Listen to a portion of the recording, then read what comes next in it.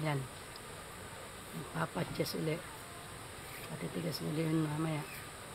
Kaya hindi mabibigla ang paggagawa. Pero pag halimbawa tatlo, yung tatlong araw yun, napatak na isang araw isa. Hindi na siya kita yung kahoy sa ilalim. Ang malaki ang bituka niya, isang malaking kahoy. Yung laman loob niya.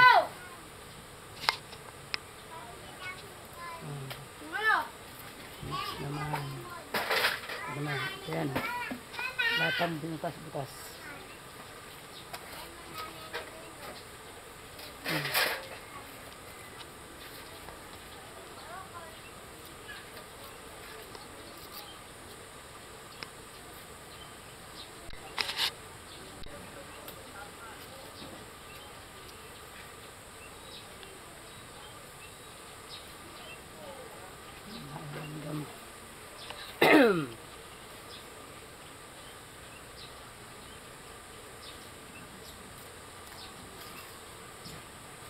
Hindi pa niya nakita yung tamang paggagawa yan.